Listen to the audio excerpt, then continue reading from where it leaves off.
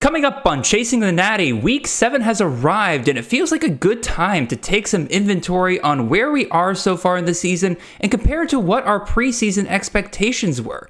To help us out with that, an old friend rejoins the show today, and as always, we'll be touching on some of the big-time matchups for this weekend and what we're looking for in them, followed by, of course, another round of your fan-submitted start and sit scenarios for this weekend.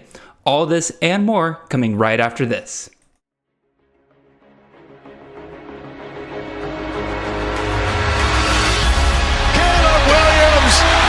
Cutting, mesmerizing run by the quarterback. Marvin Harrison Jr. touchdown. Marvelous Ball next to the end zone, dropped in for Franklin. A majestic touchdown. This is Chasing the Natty, a college fantasy football podcast.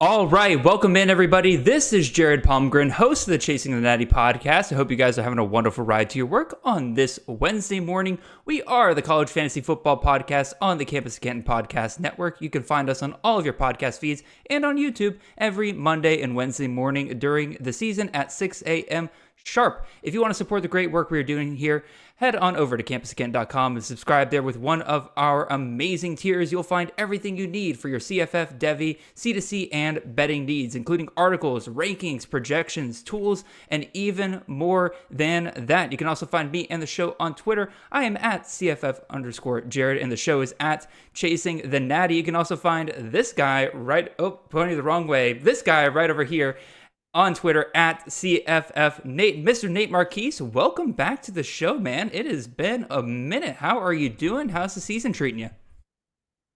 Awesome, dude. I am excited to be back on the horn with you. It has definitely been too long. So I'm happy to fill in. I'll do my best volume pigs impression throughout the entire show and just try to find all the guys that scoop up all the targets and all the carries, and those will be the ones that I want to start in our sit-start discussion. So, yeah, I'm excited, man. This is it's going to be a lot of fun. Yeah, and the season treating your Sooners well as well. I mean, I've been advocating they're a top 5 team right now. They've looked really good throughout the entire season. You got the big win over Texas. I bet that felt good to shut up the Longhorns for a bit. That was some of the most I've screamed over a course of 2 hours in a really, really long time. It was a lot of fun to watch. In Brent we trust, I guess. It's nice to see Oklahoma with an actual defense for the first time in what seems like 5 or 6 years since the Bob Stoops tenure, or even maybe since Brent was our defensive coordinator. So it feels good, and it's nice to I guess be bowl eligible, and looking forward to the rest of the season and see how it shakes out. That's true. I didn't even consider, all the undefeated teams that are technically bowl eligible by this point, except for USC, I guess, because they already had one of their bye weeks. So we'll figure all that out. Anyway, yeah, Oklahoma was actually the first team bowl eligible because they played. That's right. They had the early game. Yeah. The noon game. Oh. You cheated on that one. We had to wait until at night to beat down Kentucky. So yeah. Anyway, we got a loaded show today. Again, we got a lot to talk about here, and we got to get through this relatively quickly. So we're going to go ahead and get right to it. We're going to start with a different segment here today. Again, we're about halfway through the season, and one thing I really wanted to kind of look at real quick was, again, I guess put up some accountability for the college fantasy community, kind of see, look back at ADP, look at our preseason expectations, and kind of see, what surprised us so far. Again, every year there are guys that come out of nowhere, but how do we do overall in terms of, promoting the guys that should score well for you in your fantasy leagues?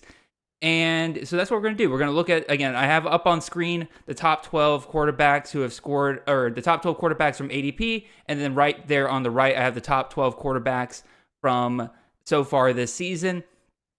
And we're not going to go through all 12 of these guys on both lists because, quite frankly, we would be here for 4 hours, and we do not have that kind of time. So if you want to ask more about some of these guys, feel free to look at the graphics on YouTube and reach out to me or Nate on Twitter. But Nate, I have highlighted in red on the chart on the left those are probably, I would say, the biggest quote unquote busts among the top 12 quarterbacks, which are Frank Harris, KJ Jefferson, and Tyler Shuck. Varying degrees of bustness there. Some of them a bit due to injury, like Frank Harris and Tyler Shuck. But also, like, even without their injuries, they haven't really performed exactly what we want to have there. Which one of those three, I'd say, would be the biggest surprise to you? And what do you think we can learn moving forward from those three busts for the college fantasy community? Well, two of them have a pretty significant track record of injuries. Frank Harris, obviously, this is like his 17th year in college because he's had injuries for the first 16 of them, it seems like. But Tyler Shuck, also, a guy that's made of paper mache, it seems like, and he had injuries at Oregon and he's had injuries at Texas Tech. So I would have to say we shouldn't be surprised by those two, right? KJ Jefferson is somebody that has been healthy, has played every game that he's been available this year, or he's been available in every game. But obviously, he had the coaching change, and I think that's the big change for him is that losing Bryles and now having a whole new, basically a whole new offensive staff there has definitely impacted him, and it shows. And let's be honest, man, they haven't even gotten to the thick of SEC play yet. Nope. This is with a handful of non-con games that should be easy for him to carve up and just has not played out that way. You think it also has to do with the fact they lost Raheem Sanders early in the year, so it was kind of harder for them to have that kind of balanced attack there, potentially? I don't know. Yeah, I mean, potentially. I mean, obviously, it makes it challenging for him to open up things downfield, but I think it also is more due to the staff. And then, I mean, you were talking about a wide receiver room that was totally depleted after last season. They brought in like 5 or 6 transfers just to fill, have some warm bodies in that wide receiver room. Yeah, the only thing I'll also point out here is I kind of touched on this at the start of the segment here is that Frank Harris and Shuck, you pointed out their injury. Yes, that's obviously an issue we got to consider in the future, but like, they weren't performing super well before that point. I mean, Frank Harris was probably one of the biggest disappointments to start the season. And Tyler Shuck, I mean, we always say it's like, oh, it's a Zach Kitley quarterback. But Nate, you've been kind of pointing out that maybe Kitley wasn't the key there. And given what we're seeing at Washington State, maybe Ben Arbuckle was the guy that was really, because he was a quality control analyst for Kitley at both Houston Baptist and Western Kentucky. Maybe he was the key to keeping that offense going. I think that's a great point you bring up there. Yeah, I've been kind of beating that drum a little bit on Twitter. Is that we saw Western Kentucky after, after that coaching staff or after that OC left and went to Texas Tech, Western Kentucky kept rolling under Ben Arbuckle, right? Kitley's, we all wanted a piece of that offense, but Texas Tech didn't perform at the same level that Western Kentucky did last year, and they're not performing at that level this year. Arbuckle goes over to Washington State, and they look phenomenal. And what happens, I'm actually going to touch on this in an article I got coming out later this week, is that we've actually seen a little bit of a drop at Western Kentucky since Ben Arbuckle left. So to me, it really looks like the trend here, the pattern we're seeing is Ben Arbuckle is really the brilliant mind that's the one we want a piece of. For sure. Going to the other side of the chart here, we had 3 quarterbacks who were drafted outside of the top 20 rounds in CFF ADP this year that are in the top 25 in the top 12 right now. That would be Thomas Castellanos, the Boston College quarterback, transferred from UCF. You got Haynes King, quarterback out of Georgia Tech. And then you got Kaidon Salter, the quarterback out of Liberty. Again, like I said, all of these guys drafted outside the top 20 rounds. These are the ones who, quote unquote, came out of nowhere. But Nate, which of those 3 should we have seen coming? Salter, definitely Salter, because we knew that was we know that his upside as far as being a dual threat quarterback. He showed flashes of it last year under Hugh Freeze there at Liberty, but with that new staff coming over, he seemed like a perfect fit for that new staff. But the problem was we just couldn't buy into it because we kept hearing all these rumblings that it wasn't going to be his job, that somebody else was going to win that gig. And lo and behold, he wins it. And turns out, yeah, he's actually really, really fun in that offense. So I think that's probably the one we should have saw coming. For sure. What about Castellanos and King? What can we learn about those two that we should apply for fantasy in the future? Are they kind of flukes? Or there's no way we could have seen it coming? Or do you think that there's something there we should have seen? You tell me, man. You're the one that called out Buster Faulkner and I said that did. he's a legit OC, and that Georgia Tech could be, on the right trend here with that hire. So kudos to you, because it's playing out that way, at least in year one for Georgia Tech. So Yeah, for I don't. sure. We've seen a lot from Haynes King. It's hard to believe that this is the product that we're getting now after. But what are you going to do? It's Jimbo Fisher. Maybe that's the problem. We should have given a little bit more credence to Haynes King and his abilities if he got out of that rigid, conservative Jimbo offense. Yeah, I think with Haynes King, part of it is that Georgia Tech hasn't had a bye week, and I do rank my top quarterbacks by total points throughout this season. I know you and I disagree on that a little bit, Nate, but Yes, we do. um, but still, like regardless, he's a top 20 quarterback even in fantasy points per game right now. I think it's just been the consistency. Like I don't think he's scored less than 20 points this entire season versus other QBs have just had straight duds at different points. So maybe he keeps that throughout the season. Maybe that becomes a valuable system if you just want a guy that's going to have you 25, 30 fantasy points on any given week. Castellanos, we didn't know that he was going to start. He didn't start the year, to be fair. Right. And I don't think anybody would have been smart drafting him back then. I think that's not a fluke per se, but I think it just right time, right place for him. You picked him off the waiver wire. Those kind of guys happen every year. Let's move on to running backs, Nate. 3 running backs that I would consider, I would say, big time busts so far in fantasy this year. Sia Ben-Gura, RB7, currently RB16 in total points, RB118 in points per game. Kavorian Barnes, running back at UTSA, currently drafted as RB11, currently RB119 in total points and RB121 in points per game. And then the big bust of them all, probably I would say the biggest bust in college fantasy this year, Jaquindon Jackson, running back at Utah, drafted as the RB12, currently the RB255th so far this season. Nate, what happened with these 3? What lessons can we learn? Well, we still have Maction, and we still have American Athletic play for Bangura and Barnes. So I think there's still hope yet there for them, even though they've had some opportunity and haven't really produced with it. And Jackson's just, he's got a high ankle sprain right now. It would be surprising even if he played this week, but there were signs that run game was just going to struggle a little bit. They struggled at times last year, and he seemed to save them. Mm-hmm. And now that he's not healthy, he's not there to perform at that same level. So it's still a little bit of hope out for those other 2, though. Yeah, definitely a little bit of hope. Again, Kavorian Barnes got banged up a little bit. He's kind of slowly been coming back as well. So you're kind of hoping that he'll get more and more volume as the season goes along. Bangura, I think, not only, again, obviously Ohio playing outside the MAC, there's still hope there. That's why I didn't mark Marquez Cooper as a bust, even though he's currently like RB 128 in points per game right now, because like dude started off the year playing against Kentucky and Georgia, and like I forget there was one other one where it was just like no way you would ever start him. His value's coming later. Probably the same thing for Bangura there. I think it's a nice call out there. But also, I think that Ohio offense just isn't as productive as we wanted it to be before the season started, and that's kind of limiting his scoring opportunities there. What about the top 12 running backs so far this season? 2 guys that went undrafted in leagues here.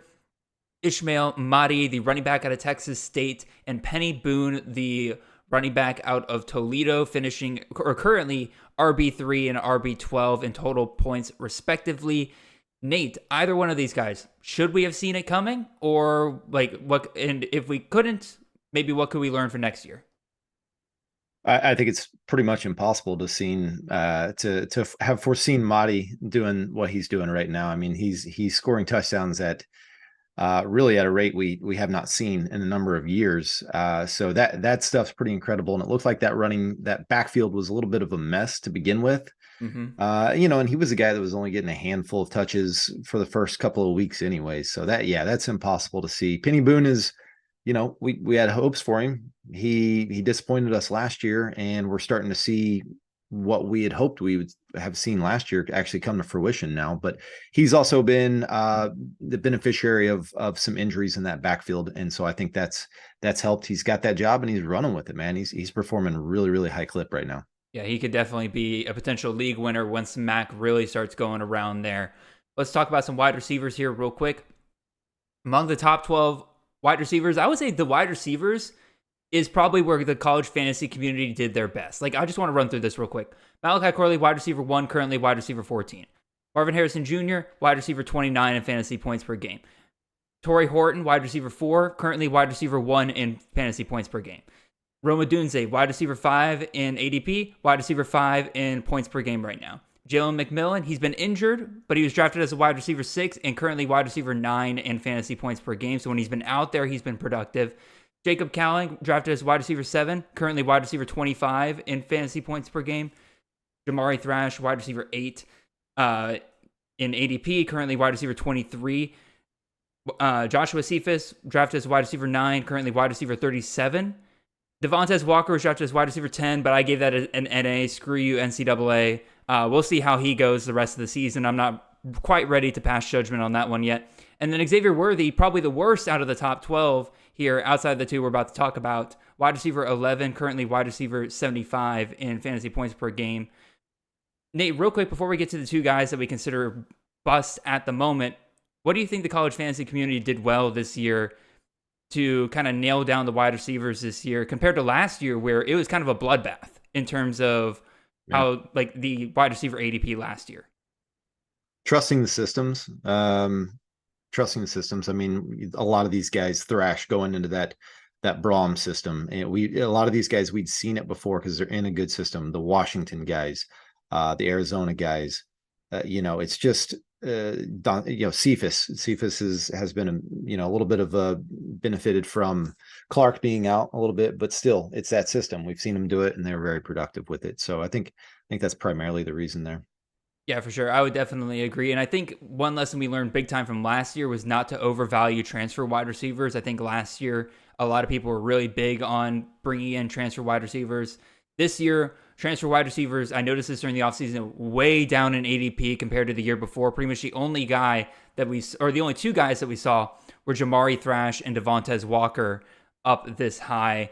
And like you said, Thrash was totally system-based, and Walker really was kind of more talent-based and system-based given what UNC's been doing the last couple of years. What about these two busts here? Emeka Egbuka, drafted as a wide receiver 3, currently wide receiver 109 in total points and wide receiver 106 in fantasy points per game. And then Squirrel White, wide receiver 12 in terms of ADP, but currently wide receiver 231 in total points and 277 in points per game. What happened with those two guys right there? Well, Egbuka, I don't know. Who really knows what's going on with Ohio State's offense right now? Obviously, quarterback play is not at the same caliber they've had in the past. They've got a new, offensive coordinator now. It's really hard to tell on that. So, as far as Squirrel White's concerned, I mean, he's somebody that, I wrote about as being our strong dynasty prospect at the middle of last season. And then all of a sudden, like, he's going crazy high. We talked about it many times with Chris K. I'm like, I don't understand why Squirrel White's going this high. When I talked about him being a dynasty asset, I meant as like, 7th, 8th, 9th round type guy, not a guy that's going in the top 4 or 5 rounds. So I just think that was kind of like the Miles Price situation where, okay, we love this offensive coordinator. We think this is going to be the guy because he showed a few things. Now let's go bananas and draft him. And everybody wants a piece of him, and his value just keeps going up and up. Yeah, for sure. Let's talk about some wide receivers who are doing well so far this year. Again, among the top 12 wide receivers, there are 3 that went undrafted during the season. We got the wide receiver 3 currently, Brian Thomas, the wide receiver out of LSU. At wide receiver 6, we got Malik Washington, the wide receiver out of Virginia. And at wide receiver 10, we got Jalen Royals, the wide receiver out of Utah State. Real quick, Nate, of those 3 guys, which one surprises you the most, and what can we learn from all 3 of those guys? I'll say Royals surprises me the least. So props to you. I know you've definitely hyped him up some throughout this season because he's in a system that we have seen multiple players be very successful there at Utah State under Anderson there. The other 2, I mean, come on, Brian Thomas, we haven't seen Jalen Daniels support really 1 wide receiver, let alone 2. We haven't seen Brian Kelly do that. So yeah, nothing indicated that there were going to be 2 studs on that LSU receiver room. Same I with would Malik say, Washington. I mean, come on. Virginia, are you kidding me? I'll tell you, Washington can play though, man. He's a really good player. I don't know what's going on in Virginia right now. That staff's like, screw it, we can't run. Let's just chuck it. yeah, for sure. I agree with you that like you couldn't pay me to draft a wide receiver out of Virginia before the Right? season started. I hate that. I hate that offensive coaching staff over there. I would never have done it. But again, like you said, the staff has decided, hey, let's just chuck it. We can't run the ball. But also like putting in Colin Drea for multiple games, which Bud Elliott basically said on Twitter, like he is the ultimate screw it, he's down there somewhere, freshman quarterback. He's good, constantly chucking it deep, and Malik Washington's a good receiver. He's going to benefit from that greatly. The staff realized what they had, and they're like, hey, let's just keep throwing it to this guy. So yeah, good on here. I will correct you real quick. I'm not going to take any credit for that I don't deserve. I pointed out Jalen Royals at the very end of the offseason when I saw that he was a starter, but I was not drafting him everywhere. I was really big on Terrell Vaughn, who's wide receiver 7. I will take credit for that one. But Jalen Royals, nah, I'm not going to pretend like I knew that there was going to be 2 top 10 wide receivers in this Utah State offense. We were, given their QB play so far this year, like, given how inconsistent it's been, it's honestly shocking to me that there's 2 top 10 wide receivers out of that system right now. But here we are. So that's a little recap of preseason expectations versus what we see now, what lessons we can learn. I thought that'd be a fun discussion. Let's get back to what we would normally talk about. And let's run through a couple of big matchups for this weekend. Something's going on with the graphics there. I guess we're rolling with that tonight. Anyway, let's talk about a few high-scoring games here. We'll run through these pretty quickly. We'll start with Temple versus North Texas. Over/under of 70.5. North Texas favored by 6 points here.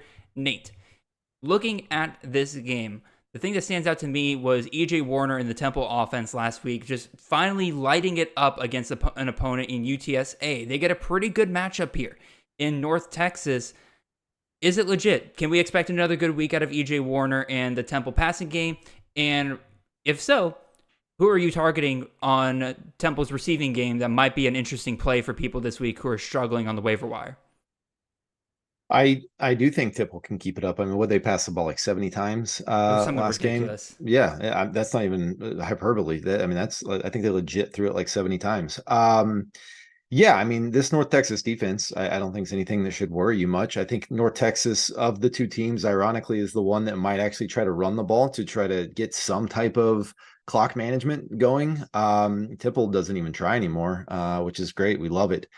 As far as which particular one I would be eyeballing, I mean, Dante Wright had close to like 13 or 14 targets in his return last week, so that's a little interesting. John Adams comes out of nowhere, literally nowhere, to storm Philadelphia and get his like 12 targets or something like that last 15. game. So 15 targets. So those 2 interest me. If you're going to throw the ball 60 plus times a game, where's it going? I'm interested in those guys. So yeah, was it Anderson that was out yes, last week? So I think we just have to keep our eye on that, because that could play a role in exactly where these targets are going to be funneled. no, absolutely, for sure. And then again, David Martin Robinson, the tight end there, he is available in a bunch of leagues. I think he's still below 30% roster. I talked about him on the waiver wire this week. Definitely would go after him.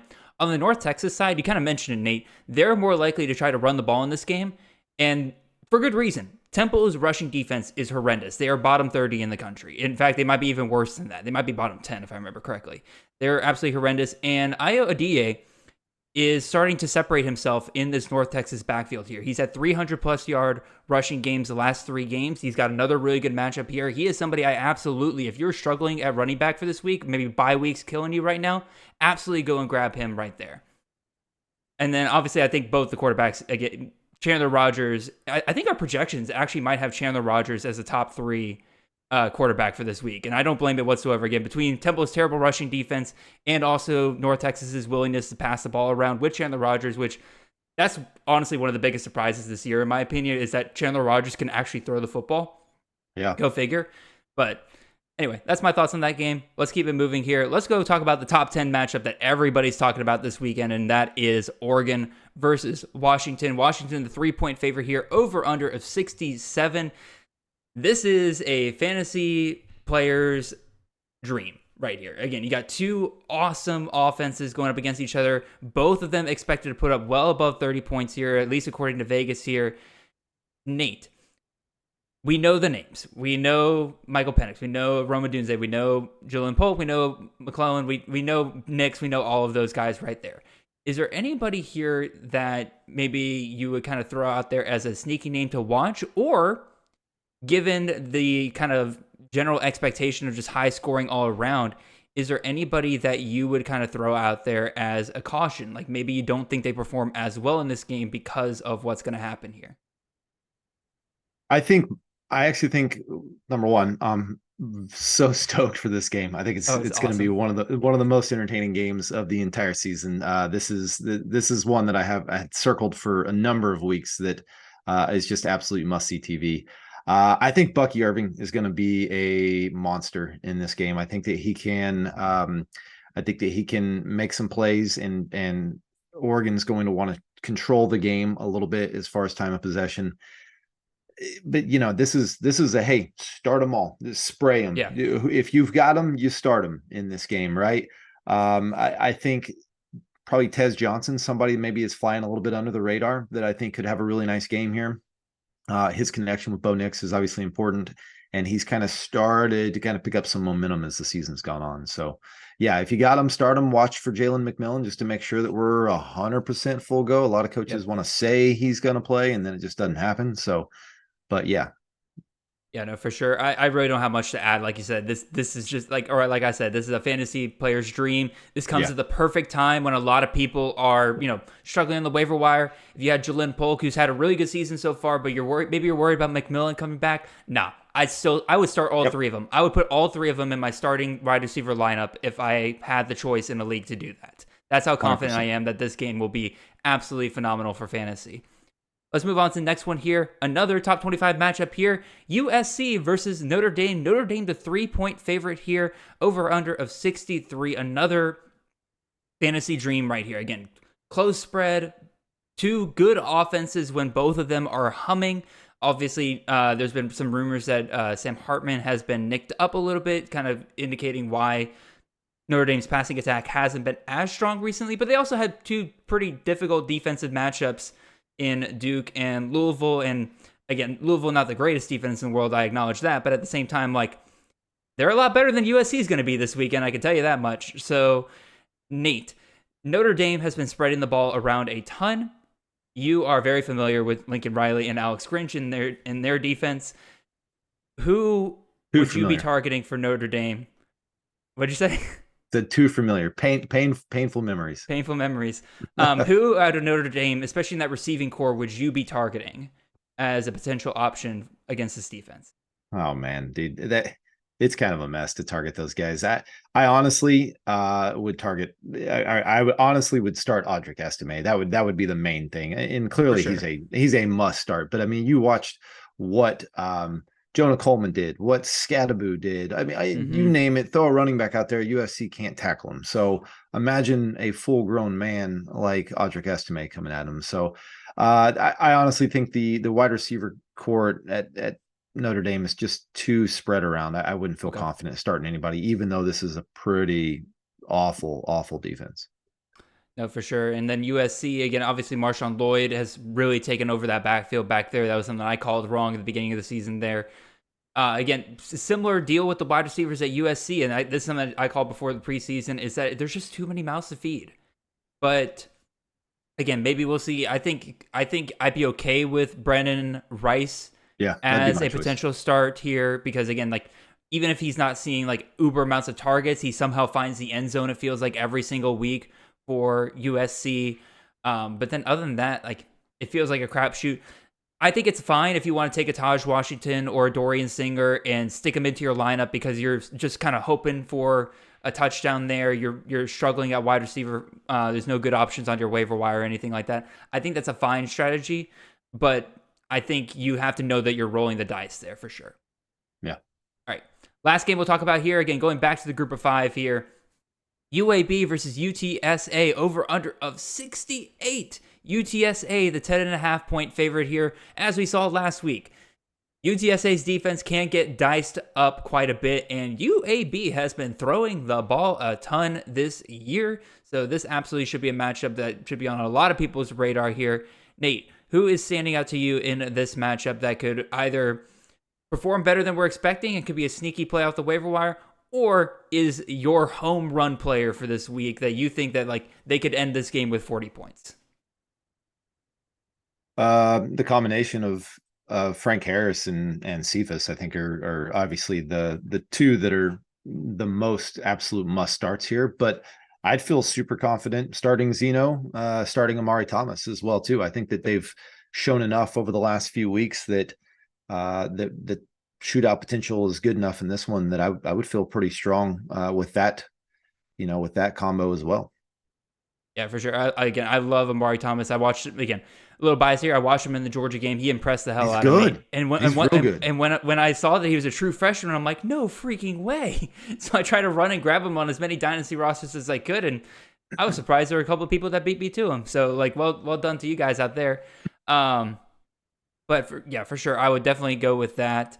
Taquan Palmer might be another one I would take a shot on for UAB, kind of sticking to your lineup if you're struggling in a flex position or a wide receiver position. He's had some really big weeks for UAB, and he's kind of been Zeno's deep threat guy a lot of times. So if you're looking for maybe not a lot of targets, but some high value targets when he does get them, that might be another guy I would throw out there as well. So that's it for the preview games. Let's go over and discuss some of the sit and start questions for this week. Let me go ahead and move us on. There we go. Nate, you've listened to the show. You kind of know how this works and everything. We get questions from everybody on Twitter every single week. That's why you should be following the @ChasingTheNatty Twitter account. That way you can see the Twitter posts go up every Sunday or Monday sometimes when I forget to put it on Sunday. And you can post your sit and start questions. It's a little difficult now because we got games starting on Tuesdays now, and we are recording here on Tuesday. So we'll figure it out for you guys. We'll try to figure something else around that for those of you who need to have questions beforehand. Nate, I just saw your note on the sheet. I knew I was forgetting to do something. Dang it. Anyway, we don't have time to go back and fix that. We're going without the model tonight, y'all. My apologies. I forgot to write down I forgot to write down the numbers, and quite frankly, it's going to take us too long for me to look up every one of these guys. Dude, it's all good. You got me on the show today. We don't need the model. I'll be your model. Don't worry about it. Nate is in place of the model this week and for Justin this week. I will beat the computer. I'm better than Justin and the computer combined. No problem. Heck yeah, that's what I like to hear. All right, let me get our little tokens up here, and let's get started with the first question here that comes to us from our buddy, Mr. Luke Probasco. He is asking us to start one quarterback between these three in a 6-point passing touchdown league here. Nate, we got Daquan Finn, quarterback out of Toledo, going up against Ball State. A little action there. Got Davis Brin, quarterback out of Georgia Southern, going up against James Madison. A little Fun Belt action there. And then we have Cameron Ward, the quarterback out of Washington State, going up against Arizona. A little pack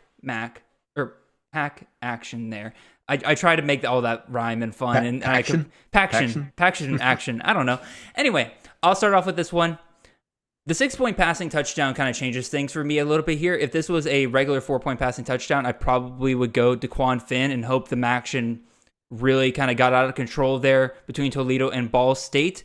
But then it kind of got me thinking, with 6-point passing touchdowns, I started thinking, which one, out of these three quarterbacks, which one is most likely going to monopolize the touchdowns?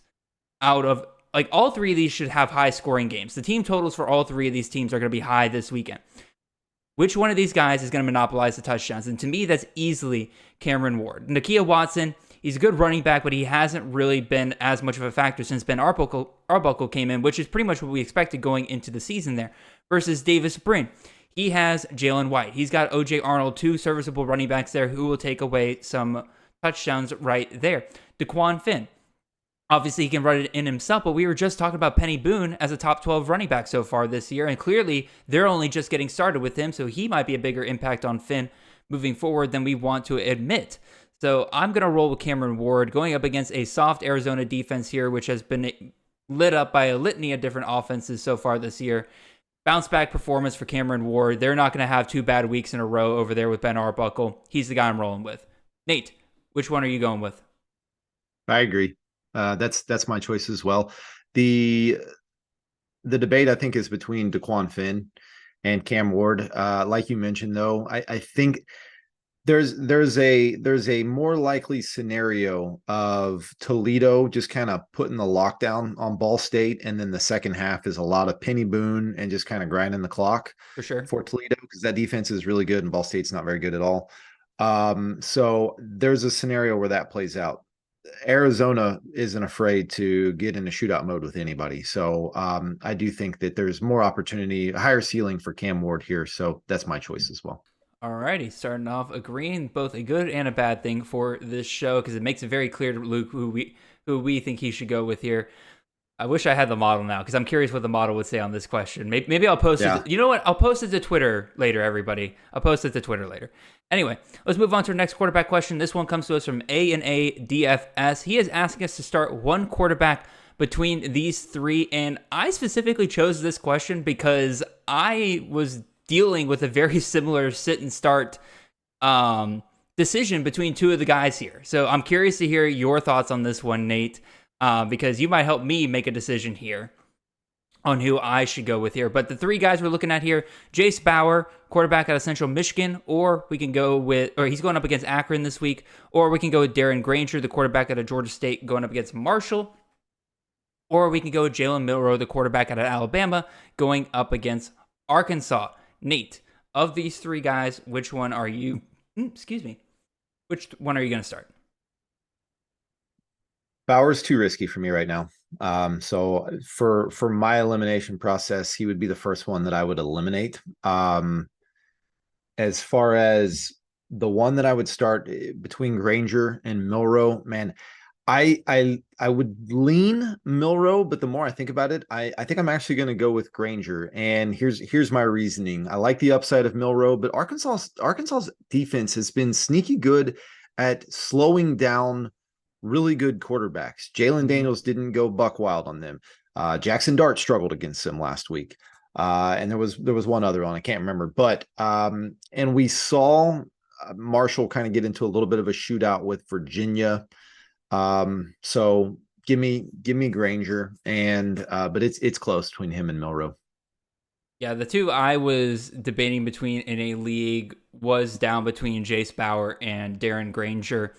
Mostly because, again, Bauer, you're right. He is super risky right now. Again, throwing 2 pick sixes against Buffalo, a terrible Buffalo defense last week. He's just not a good quarterback whatsoever.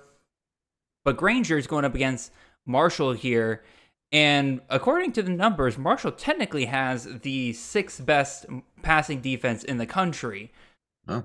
But I think it's a very similar situation to Southern Miss, where their rushing defense is horrendous. They're 119th in the country. They're probably not having a ton of people pass on them because they can just run it down their throat. Well, what is Georgia State really, really good at? Running the ball, both with their quarterback and with their running back. And again, do I think that I'm probably going to get the best day out of Granger in the passing game? Probably not. But at the same time, I think he'll still be serviceable. And again, as I'm looking at Marshall's schedule so far, I'm starting to see why they have the 6th best passing defense in the country right now. Because the teams they played are University of Albany, FCS school, Scary. East Carolina, who Mason Garcia was not good to start the year, Virginia Tech, who had either Grant Wells or Kyron Jones. Neither one are great at passing back then.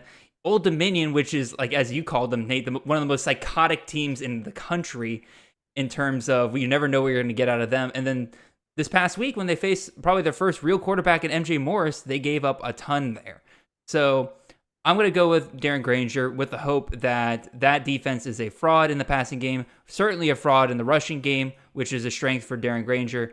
And I'm going to sit the risk that is Jace Bauer right there. And then you kind of and again, with Milroe, he's kind of if I was feeling really safe, I'd probably go with Milroe. But I think I'm still going to roll with Granger there. We are 2 for 2 on agreeing on these questions so far, Nate. We gotta get some tougher questions here so that we can start disagreeing on these things. Just to follow up on that one, I Oh do yeah. think that Granger provides probably the safest floor of these three. Okay. There is a scenario where Jace Bauer, throws a couple early picks, and all of a sudden it's not his show anymore, right? True. And so I think Granger's got the safest floor, but I mean, I do think he's got a strong upside too. I mean, you talk about if their rush defense is porous there for Marshall, that's a really good running quarterback. That's one of the better running quarterbacks in the For sure. country. So not out of the question that he could get you 75 to 100 on the ground too. Actually, you bring up a really good point about Bauer as well. Like you said, if he throws a couple picks, he probably gets benched. There's no way they're going to let him do that 2 weeks in a row when you have Bert Emanuel sitting right there. Which, what the heck's going on there, by the way? Like, Bert Emanuel was doing fine. He gets sick for 1 week, and then all of a sudden it's Jace Bauer's job, and I'm like, what happened here? Anyway, we probably will never know the answer to that one. Let's move on to some running back questions here. This one comes to us from our good buddy John Lobb, the Gridiron Scholar. He threw this one underneath, and I just felt like I had to include a question of his. He is asking us between two Big 12 running backs going up against two Kansas schools here. We got Ollie Gordon, the running back out of Oklahoma State, or we can go with Taj Brooks, the running back out of Texas State. Again, Gordon going up against Kansas and Brooks going up against Kansas State. I am going to lean Brooks here, mostly because part of me sees what Ollie Gordon has seen over the last 2 weeks. He has looked great. Again, 18 carries, 21 carries the last 2 weeks, over 6 yards per carry. This isn't like Dominic Richardson was a couple years ago, where like he would get like maybe he'd get 20 carries, but he would do like 2 yards a carry. No, Gordon looks really, really good, and quite frankly, has been the catalyst for why Oklahoma State has started looking a lot better over the last couple of weeks compared to how they started the season. And he has a really good matchup in Kansas, who's 93rd versus the rush. But I think I'm still going to lean Taj Brooks here, mostly because I've seen it for 4 weeks in a row with Taj Brooks. He has hit over 100 yards in every game the last 4 games for Texas Tech. Without Tyler Shuck, Zach Kitley relies probably more on Taj Brooks than he does Baron Morton. I'm pretty sure, I'm kind of over Baron Morton at this point. It's clear Zach Kitley's never going to truly trust him to pass the ball 40, 50 times every single game, at least not while Taj Brooks is there. He seems very comfortable with Taj Brooks. Why not? He gets 100 yards every time. He does rely on him. And I think he's going to rely on him again this week. Even though Kansas State's rushing defense is 32nd in the country, there's still been some pretty decent performances by running backs. Again, like Kamani Vidal, 89 yards against them. Cody Schrader, 10 carries, 58 yards. That's still 6 yards per carry. The only reason he didn't get more is probably because of the shootout that game was. I don't think that happens here. UCF, their running backs, 32 carries, 133 yards, and a touchdown between the top two running backs there. And then Oklahoma State, I just mentioned them. Ollie Gordon ran all over them last week to the tune of 116 yards and a touchdown. So I think that Brooks is going to be the safer pick out of these two. Gordon could be a flash of the pan performance his last 2 weeks. Maybe it's legit. I think both these guys will be good at the end of the day, but I'm gonna keep with the consistency that is Taj Brooks right now. Nate, your thoughts, man? Dude, you summed it up better than I could. I don't know if there's a whole lot more that I could add on to that. I'm also would lean Taj Brooks right here. I like that choice for all the reasons that you said. I mean, this is a guy that I loved coming in this season. I drafted him literally, I think, in every draft except for the last draft that I did, which was my home draft, because I was to the point where I was like, if Taj Brooks sucks this year, it's going to really cost me. At some point, I got to diversify a little bit. And I'm kicking myself because I didn't do it in my home draft as well, too. This offense has changed since Tyler Shuck went down. Yep. And we were seeing that evolution even while he was still there. And they are really, really leaning on Taj Brooks. This is a guy that could push 250 carries this year. I don't think that's out of the realm of possibility. No, absolutely, for sure. And like I kind of touched on before, he's been doing it for multiple weeks at this point. Ollie Gordon's probably going to still do well this weekend. I think both of these options are good. And honestly, unless your team's like doing like absolute numbers and like there's no way you can fit both of these guys in there, I think you should try to find a way to get both these guys in your lineup, because I think they'll both have pretty good weekends here. Yeah, when they're both good plays, go with the safe one. Right now, Taj Brooks has got a better track record over the last, handful of weeks than just the last 2 weeks for Ollie Gordon. Yes, sir. All right, moving on to our next running back question. This one comes to us from Cooper. He is asking us to start one running back between three guys here. We got Trey Benson, the running back out of Florida State, going up against Syracuse, or we can go Nathan Carter, the running back out of Michigan State, going up against Rutgers, or we can go LJ Martin, the running back out of BYU, going up against TCU. Nate, you are up first, sir. Which one of these three guys are you going to start this weekend? Yes, I get to funnel my inner Justin, my inner volume pigs. I am going with the volume pig. I know Trey Benson is the most talented of this three. I I like Nathan Carter, but I worry that there's just no positive game script that Michigan State's going to find itself in anymore. So his carries could continue to diminish. I am going LJ Martin right here. I think that TCU is kind of broken right now. They look a little lost, and I think BYU will now. Where is that game at? Do we know between TCU and BYU? Let me check for you real quick. Keep talking. Wait. I feel even more confident in this if it does happen to be in Provo, just because they tend to play better at altitude and against TCU. At Fort Worth. Dumber.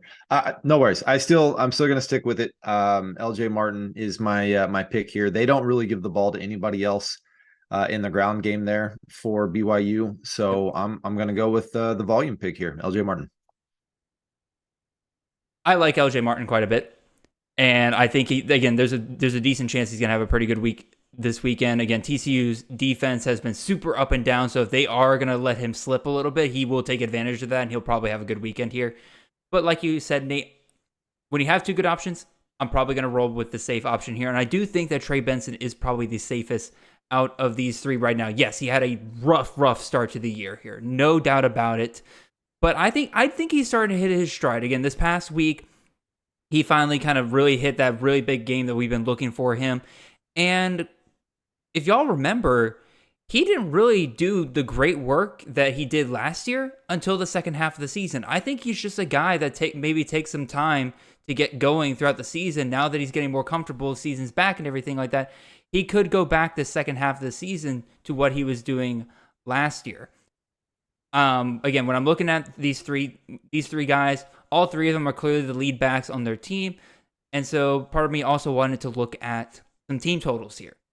Because again, like all of these, again, Trey Benson, the thing I kind of worry about is that there's other options on that offense to score touchdowns there. So first I had to make sure that, the team total is there enough to warrant saying he's probably going to find a touchdown. Team total for Florida State this weekend is 37 versus Syracuse.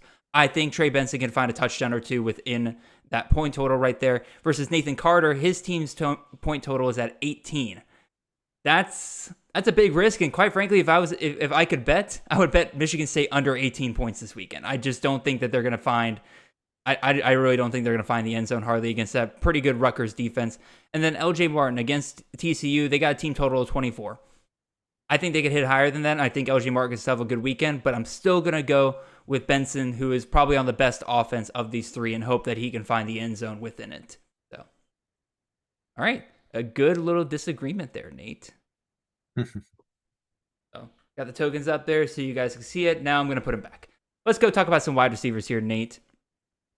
And We'll go to the Rebel Way, who is asking us to start two wide receivers out of these three. We got Tez Walker, wide receiver out of UNC, going up against Miami of Florida. Or we can go Kyle Williams, the wide receiver out of Washington State, who's going up against Arizona. Or we can go Amari Thomas, the wide receiver out of UAB, going up against UTSA. We pretty much have already talked about two of these guys right here. And I had to include a question that involved Tez Walker because I think almost every wide receiver question asked this week involved Tez Walker. People want to know, Nate, what are we doing with Tez Walker now that he's back? And we'll get to that here in a second. I'm just going to go ahead and make this quick, though. I'm starting of these two, Kyle Williams and Amari Thomas. Kyle Williams, we already talked about how I think that this is going to be a bounce-back week for the Ben Arbuckle offense and Cameron Ward. Kyle Williams is going to be involved in that. Again, do I think he may be the wide receiver one this week? Probably not. Again, I still trust Josh Kelly a little bit more in that regard, but Kyle Williams has been there week by week for the most part. So he'll probably end with a pretty good day here with the amount of touchdowns they're probably going to score against Arizona. He'll probably be a really good play. And then we talked about Amari Thomas earlier. That matchup against UTSA is golden. Again, only 4 targets last week, so a little bit worse than he has been doing. But at the same time, like, still found the end zone. Still hit a really long play of 49 yards right there. He's a freshman. He's going to have a little up and down performances, but I think he'll perform well. I'm willing to bet he's going to perform well against this UTSA defense this weekend. And then Tez Walker, quite frankly, again, if we were going to see a massive performance out of Tez Walker, we were going to see it last week as a big FU to the NCAA. Now, maybe he's still coming back and everything like that. But if I was like, I needed to see more out of him last week before I put him in my starting lineup. And quite frankly, he is absolutely a prove-it prospect until I put him into my lineups right now. If he goes off this weekend, that's great. But I'm gonna sleep well at night knowing like, okay, I wasn't willing to roll the dice on that. So I'm gonna sit Tez Walker out of these 3. And for all of you who ask questions about Tez Walker, more than likely, unless your other options are like awful, I'm probably gonna lean your other options more than likely. Nate, I imagine you have some similar thoughts here, but I want to hear from you. Yeah, I do. Good news for the Rebel Way. You and I are in agreement here. I do think Kyle Williams and Amari Thomas are the 2 options.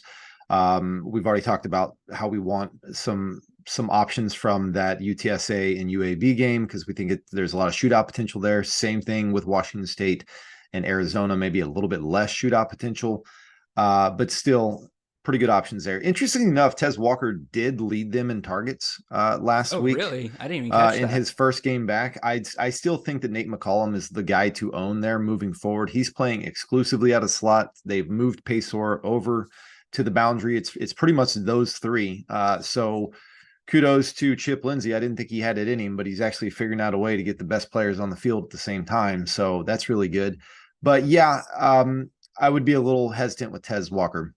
I would say the one thing to look out for Kyle Williams, if Lincoln Victor returns, because we've seen his volume rise with the absence of Lincoln Victor. Does that change if Lincoln Victor comes back this week? Because it sounds like he's kind of 50-50 at this point. So just keep an eye out on that. Again, I haven't heard 50-50. I've heard mostly doubtful for Lincoln Victor this week, but I think that is a good point to point out, Nate, because doubtful doesn't mean 100% out. He could still come back if he gets cleared and everything. So definitely something to point out there. If he does come back, Nate, if Victor does come back, would you start Walker over Kyle Williams still, or would you still play the matchup with Washington State and Arizona? I'd still play Kyle Williams. Okay. No, fair enough. It's something I want to put in their brains, but yeah, I mean, when it comes down to it, I'm still probably starting Kyle Williams. I just had a feeling that the Rebel Way would reach out later and be like, "Oh, Nate brought up a good point with that. What happens if Victor does come back?" So, might as well answer that now. All right, fair enough. Move on to the next question here. After I move our tokens back, there we go. All right, next one comes to us from Mr. Austin Smith, asking us to start one in a PPR league. He is asking us to decide between Robert Lewis, wide receiver out of Georgia State, going up against Marshall, or we can go Pofele Ashlock, wide receiver out of Hawaii, or we can go Xavier Restrepo, the wide receiver out of Miami of Florida, going up against UNC this weekend. Nate, I'm glad that you have to go first on this one because I'll be real, I had a hard time choosing on this one here.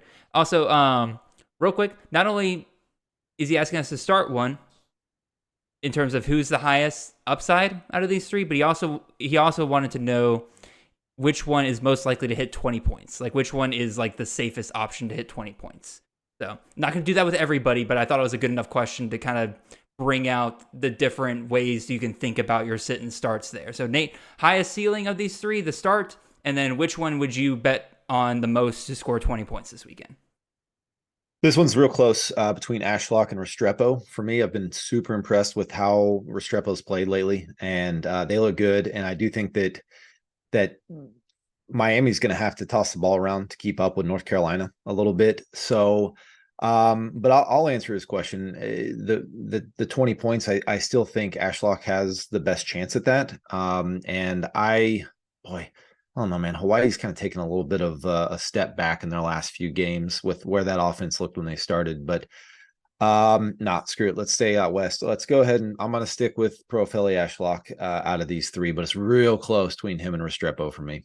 I fully agree with you. Robert Lewis, I love him. But again, we talked about earlier, Marshall, 6 against the pass. I think that's somewhat fraudulent, but it's good enough to kind of ward me off when I have two other good options here, that he's clearly the third place here, and he's averaged the lowest number of targets over the last 3 games compared to all 3 of these guys. I'm just going to go ahead and throw him out as the third option there. Between Ashlock and Restrepo, both of them have averaged 9.3 targets per game over the last 3 games. They both have been getting the volume. Ashlock's been frustrating recently because he's kind of this year's Chris Thornton, where he scored a bunch of touchdowns to start and then just hasn't found the end zone since then. I'm betting he finds the end zone this week. That's got to balance out at some point. He is the slot receiver for that Hawaii offense there. That is again, just with the absurd number of targets that he's been getting, it's just been bad luck that he hasn't found the end zone. That's going to change this weekend. I would bet money on that. If there's a prop out there that Ashlock scores a touchdown this weekend, I would take it this weekend. He's the guy I'm going to roll with here. 72nd against the pass for San Diego State versus 43rd against North Carolina, which is kind of surprising. Like, nobody's talking about that North Carolina defense turning around this year, but good on them.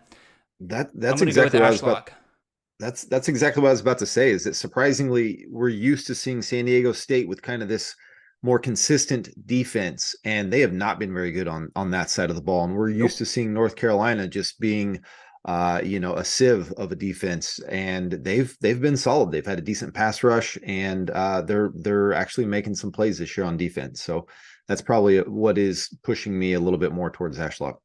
Yeah. Alrighty, and then to answer your question, Austin. Again, I think Ashlock's the highest ceiling. I think I would still say that Restrepo's probably the safest to make 20 points, because Hawaii has had some dud games this year so far, where again they've struggled to reach 20 offensive points, and that can definitely restrict Ashlock if we get to that point. Miami's had some dud games too on offense, don't get me wrong, but I think being a little bit closer to UNC in terms of talent level, I think that they'll be able to kind of keep up with them regardless. So just give you a little bit different answer on that than just say Ashlock twice. All right, let's move on to our flex questions here. And we're mostly on time here, so that's good to see. John Ludovina comes up with this next question here. He is asking us, in a full PPR league, do we roll with Bucky Irving, the running back out of Oregon, going up against Washington State? Or we can go with Kyrie Robinson, the running back out of San Jose State, going up against New Mexico? Or we can go with Jimmy Horn, the wide receiver of Colorado, going up against Stanford this weekend. I'll start with Kyrie Robinson here.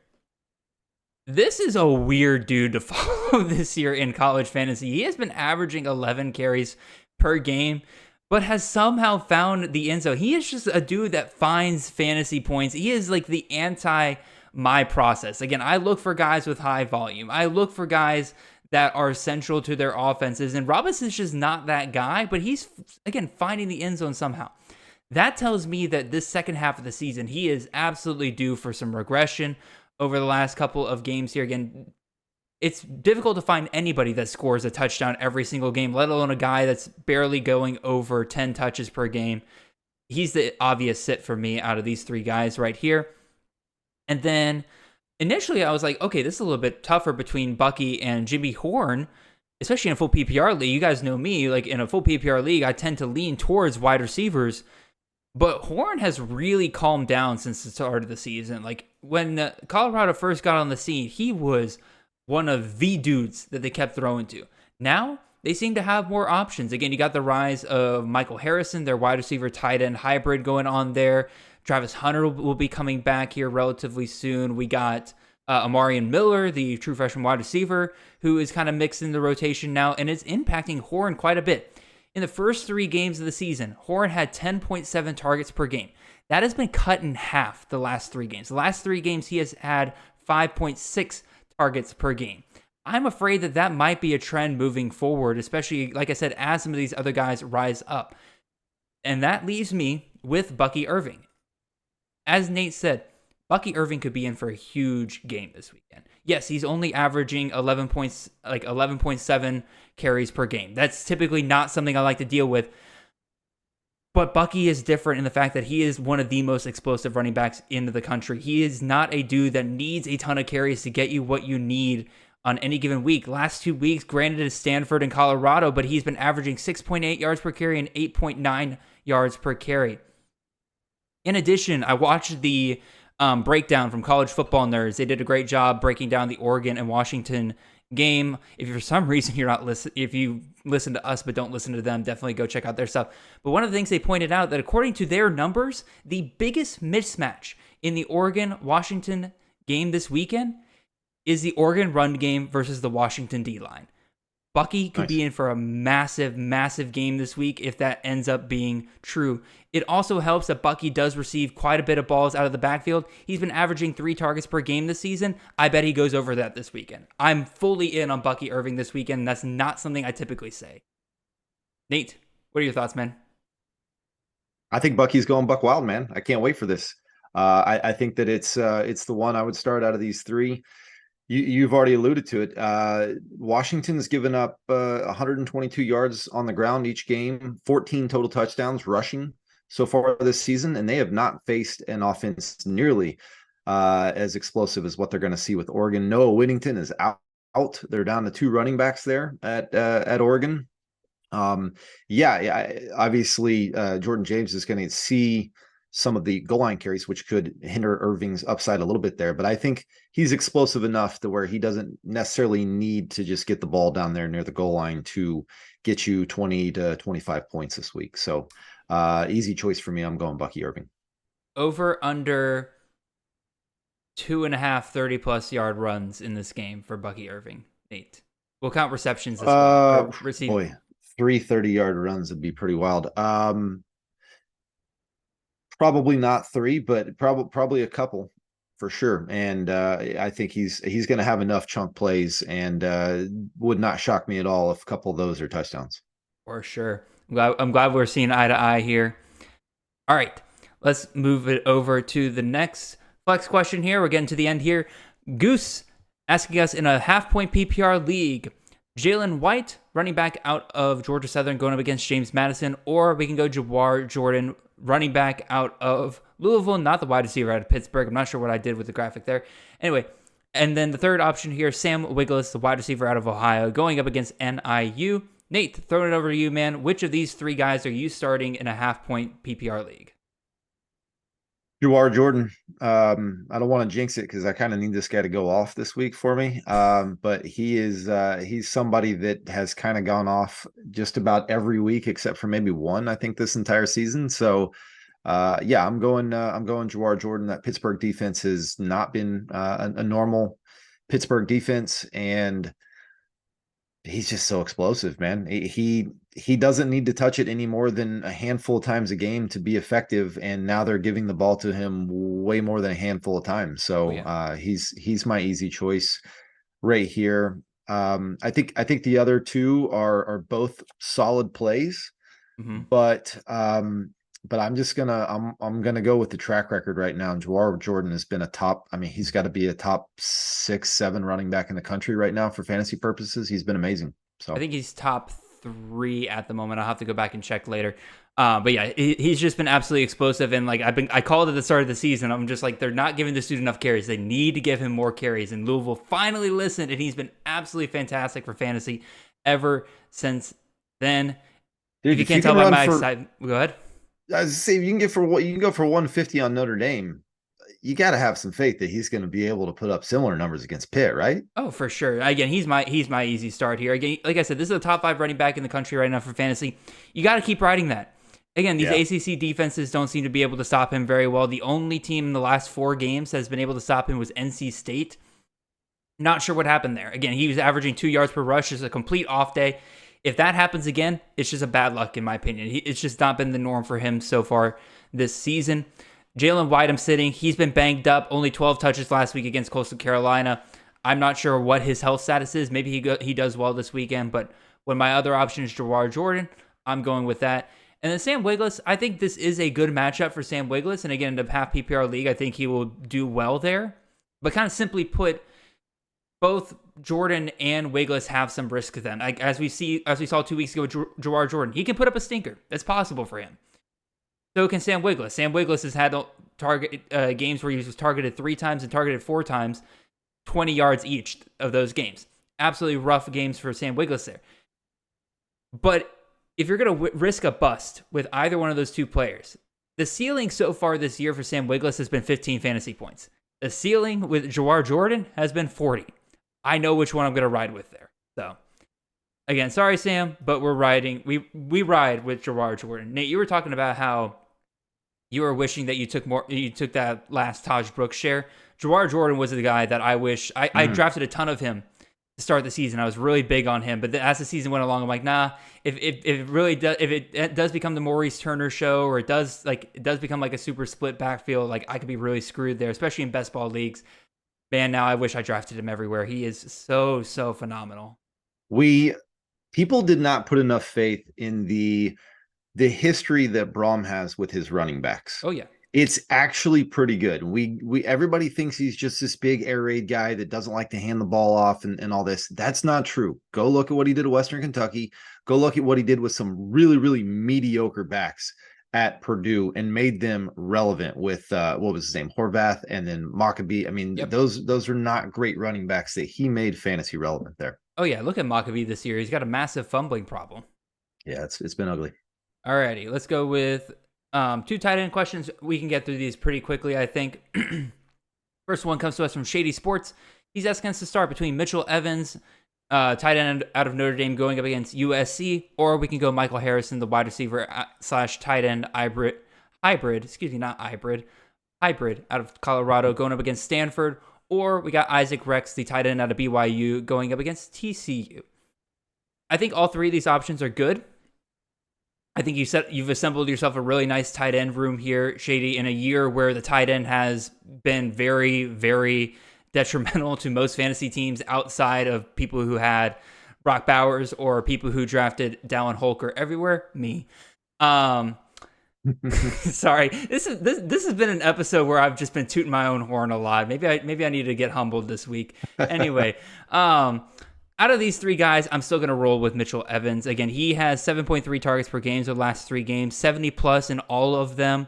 He has become a key component for this Notre Dame passing attack right here. Yes, they spread the ball around a ton, but I was wrong on Evans. I thought he would be more of a blocking guy, and then when Stays started doing well to start the year, I'm like, okay, yeah, Evans is totally done for now. Now, he's been phenomenal the last couple weeks. He got that incredible, and I mean incredible, matchup against USC there. I think he could go bananas this weekend. Got Michael Harrison. I think he's also a really good pick. Again, Stanford's defense isn't great. He's seen 7.7 targets per game so far this year, but he also hasn't hit 50 yards since Colorado State. He's been very touchdown dependent when you need him to be in fantasy. I'm not going to rely on that when I have the other option of Mitchell Evans. And then Isaac Rex, bust week last week, probably a fluke. When I have two other good options like Evans and Harrison, he becomes easily the third option for me here. So I'm going to go with Evans out of these three. Nate, who are you rolling with? Well, first off, kudos to Shady Sports because this is a really nice tight end room. I wish I had a tight end room that looked like this because this is solid. You asked me earlier, what did I think of some receiving options for Notre Dame against USC, and I totally overlooked the fact that Mitchell Evans is there. Yeah, that's a really, really strong option. However, I think I'm going to disagree with you. I'm going to go Michael Harrison here. We haven't disagreed much today, but I'll leave Shady Sports with a tough decision to make. But man, this is a guy that last week had 10 targets for Colorado, was their leading target getter. So I think that's important. I still don't think Hunter plays this week. But if he does, that could kind of impact it. And maybe I would shift my thoughts over towards Evans because we've seen Michael Harrison take off when Hunter kind of went down. That's when we saw his ascension there. Stanford, 305 yards per game given up through the air with their defense. So I think Colorado is going to throw the ball all over them. This is kind of a get right game for Colorado. They've struggled the last few weeks. So I could see them trying to, put a 50 burger on the board against Stanford. And I could see, Harrison being somebody that has a pretty significant role in that. So I'll go Harrison here. No, I think that makes a lot of sense. Again, one thing I do want to point out real quick with Michael Harrison versus Mitchell Evans is I pointed out the fact that Mitchell Evans has 70 plus yards in the last 3 games. Michael Harrison hasn't hit 50, even though they have similar target numbers. And the reason for that is just how far down the field these offenses are targeting them. Michael Harrison has an average depth of target of 5.1. Very much more of a dump-off option for Shedeur Sanders, which makes a lot of sense given the fact that Shedeur Sanders is constantly running for his life, versus Mitchell Evans is a big part of this downfield passing attack for Notre Dame right now. Given that we have two good defensive matchups, that still makes me lean towards Evans right there. Just another data point I wanted to throw out there real quick. Anyway. Yeah, I don't think you can go wrong either way. No, I don't think so. Let me throw this back there. One last question here. This one comes to us from Justin Nottingham. From again, not to rag on Justin here, but a little bit tougher tight end decision here in terms of who you're going with. Two guys that we probably liked preseason, but still rolling with these guys. Bryson Nesbitt, tight end out of UNC, going up against Miami this weekend, or we can go RJ Maryland, the tight end out of SMU, who's going up against Eastern Carolina this weekend. Nate, which of these two guys are you going to go with, man? Nesbitt had a little bit of a bounce back game last week, but I still don't know that I trust it. I still don't know that there's consistency there. I think I'm going to go RJ Maryland and his matchup against ECU, which I think is pretty strong. So, but like you said, this boy, he doesn't have the same scenario that Shady Sports had with our last option there. So it's kind of a tougher one. But I'll go RJ Maryland and go for the upside of what SMU could maybe do against that ECU defense. Yeah, these guys are so tough right here. And Bryson Nesbitt's actually averaging one more target per game than RJ Maryland, which is probably why I might lean him there. Both of these teams are expected to put up around 30 points according to Vegas. So again, I was hoping that might be the tiebreaker there a little bit to maybe it would be okay, this guy's got more scoring opportunity than the other. Nope, both of them expected to score 30 points here. Eastern Carolina, at least according to Fantrax, again, I don't know how much I trust this stat, but apparently they are 91st versus tight end, so maybe that's another point advantage for RJ Maryland right there. Yeah, I think I'll just agree with you, Nate. I'll go with RJ Maryland just to make it a little bit easier on Justin for this one, because I thought about just going the other way just to make it a disagreement, because it is close between these two guys, but I'm still going to go with RJ. This is one we could have used the model on. Yeah, no, we don't have time. I thought about bringing it up for a second. Anyway, you can just message Nottingham what the model would have spit out. Later on. I would love to see what the model has on this one. Anyway, that is the end of our show right there. Nate, it is a pleasure to have you back on, sir. Again, understandable, life gets in the way. We miss having you around over here. You are doing great work for Campus of Canton, though. During the off-season, you are putting out a weekly article. Tell the people out there who may not be reading our articles on Campus of Canton, which shame on you if you are not. But if you aren't and you need to hear a quick little pep talk from Nate on why you should, Nate, what kind of articles are you putting out right now, man? Yeah, the main thing I do right now is just a weekly article called Pulse of the CFF Nation. And it just kind of, it's Andrew Katz probably put it best on Twitter. It's just kind of me trying to get my brain thoughts into one little article, and there's a lot of randomness to it. But I think that there's some actionable information. I think that there's stuff that you can take from it and put it into play with your lineups, with your roster management and stuff like that. Just some trends that I'm noticing that maybe aren't standing out quite as much, and just some of the things that are just kind of happening that are ringing a bell for me and setting off some red flags. And I just kind of want to bring it to everybody's attention and really just kind of throw it out there for everybody. So that's what I do each week. And you can check that out. It usually lands sometime around Thursday afternoon, something like that. I enjoy the hell out of those articles, Nate. It is Good. fun. It is fun to read along with you, or read those along with you. And again, it's our job as CFF commentators to do the hard work for other people so that they don't have to spend as much time researching. Those articles are literally Nate's research spark notes. That is what they are, and he really does a great job of kind of breaking down what are the most interesting, what are the most important stat lines that you could find this week, but he makes it a lot easier on all of you guys out there that, have other things to do with your lives. So, great stuff from Nate over there. Again, here at CTN, we got plenty more weeks ahead of us. Again, I am going to be putting out a tweet on the Chasing Natty Twitter asking for your feedback on the show so far this year. I do this every year, a little mid-season survey. Want to hear from you guys, so make sure you turn on notifications for that account so that you can make your voice heard as soon as that is there. We'll be back to our regularly scheduled program next week with the Waiver Wire show on Monday, and the Sit starts again on Wednesday. We do that every week. But until then, appreciate all of you guys out there. Appreciate you, Nate. And I hope every single one of you have a blessed weekend. See y'all.